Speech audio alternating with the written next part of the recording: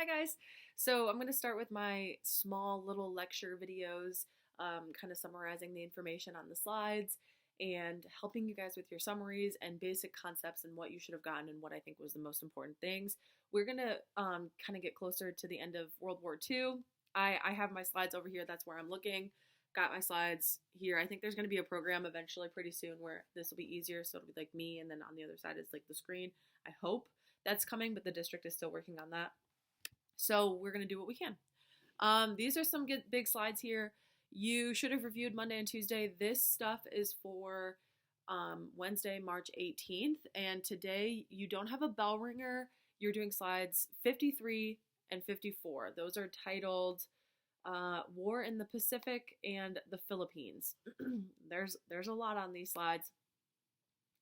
So the last thing we talked about was liberating the concentration camps. Remember, a lot of stuff is going to happen. They're going to overlap because in war, like there's a lots of situations going on in other places, and I can't teach it like that. It's got to overlap. So we talked about liberating the camps and the Nuremberg trials. We talked about Ivan the Terrible fleeing and Adolf Eichmann fleeing and why we only got few Nazis when the rest of them escaped, and how that came full circle with the Nuremberg trials and the Nuremberg laws. And so it started with discrimination with the laws, and then it came full circle with the Nuremberg trials. So next up, War in the Pacific. We have one vocab word on there, and it is Bataan Death March. Write that down in your vocab section, please. It's a death march, which we talked about with the concentration camps and why that was so terrible. And this is actually going to be done to American soldiers. So we are fighting in the Pacific Ocean against Japan. We're fighting in Europe against Italy, kind of, and Germany, but we're fighting in the Pacific Ocean against Japan. Japan attacked us at Pearl Harbor, and they have a secret agenda against us. So we are up against them. So this is what the slide starts off with. They're attacked at Pearl Harbor. We are trying to protect the Philippines. Go all the way back, all the way back. I did a foreshadowing in Unit 3 when we were taking land at the end of the Spanish-American War. We were taking all this land, and I was like, this is going to come into play later on. Same thing with Hawaii and Pearl Harbor. We took land like the Philippines, Puerto Rico, and Guam after the Spanish-American War. That's our territory now. Well, during World War II, Japan is invading the Philippines and is taking over these areas. That's ours. And they are doing this because it is ours, and they want to hurt us. They just attacked us at Pearl Harbor. They want to take land away from us. Japan is this tiny island, and they are taking the islands close to them. So if you have Japan, and like right underneath it is the Philippines, and that's what they're taking. So we have to protect the Philippines. So we send out soldiers into the Pacific Ocean to protect the Philippines. There are Filipino soldiers fighting for us because they are controlled by the United States, so they must do what we are doing, and they're fighting against the Japanese.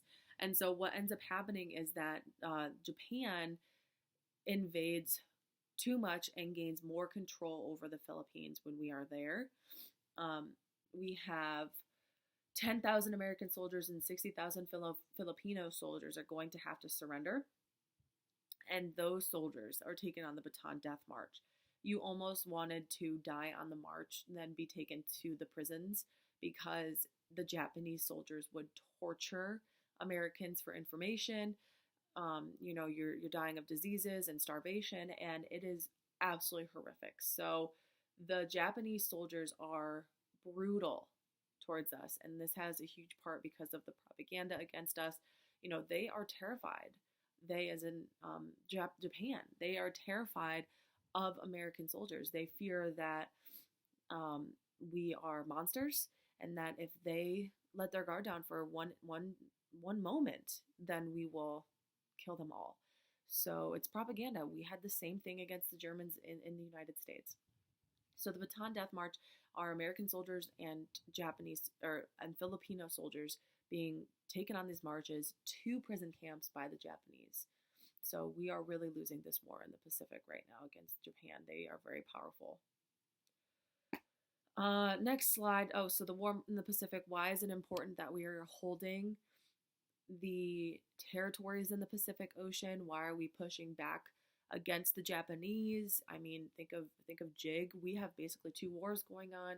Why do we care about the Philippines? Um, Taking land was a big thing back during the times of imperialism. So it's a huge asset for us, and we get resources, so we have to protect it.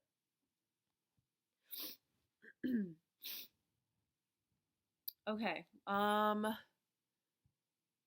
on one second.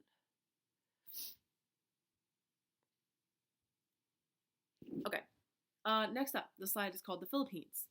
Two vocab words. You have code talkers and kamikaze attacks.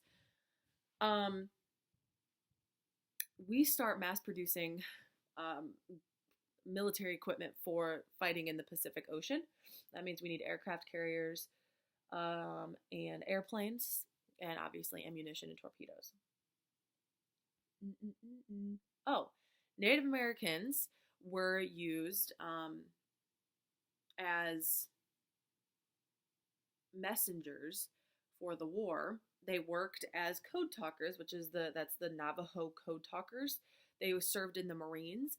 The Navajo language is a spoken language. It is not written down. And so similar to like the Germans had their Enigma code and how the British broke the Enigma code, we have the Navajo code talkers and we have the Navajo language. So we broke the German code, and eventually we're going to break the Japanese code, but they could not break our Navajo code talkers language and their secret written or not spoken language, not written.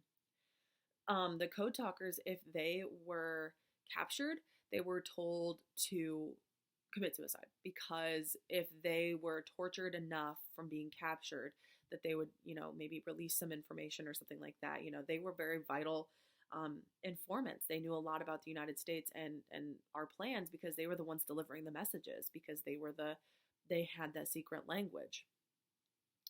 So we had the Navajo code talkers who are going to help us figure out where the Japanese are going to attack, how much enemy forces they're bringing. Maybe they have 6 aircraft carriers and we only have 4, so we need reinforcements to come in. And so they're communicating back and forth. That's that bullet point on there. It says Navajo code talkers could quickly and accurately transmit vital information about troop movements, enemy positions, and more.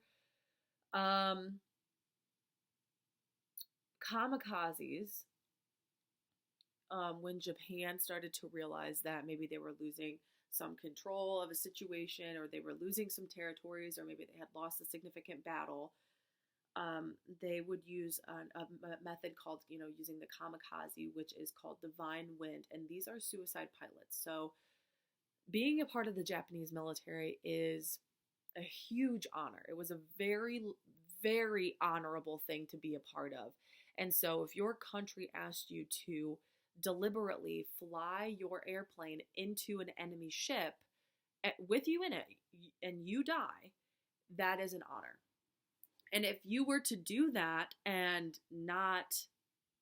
if you were given that order and you didn't fulfill that order, then you would not be returning home, because that is a disgrace, and you would not show your face in your country ever again, because you just let down your country in a huge way. So the kamikaze pilots create lots of damage. When they fly into something, there's always, full tanks of gas, because it'll burn longer and the flames will be more damaging. And they did this. They used this tactic when they had lost many battles, like I said, or when they felt like they were losing.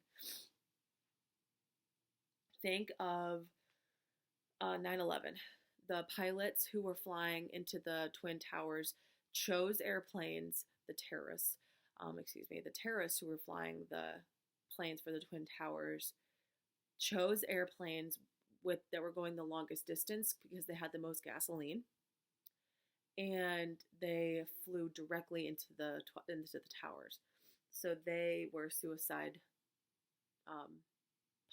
terrorist pilots, basically. I mean, they were doing this for their country and for their religion. They were Islamic extremists.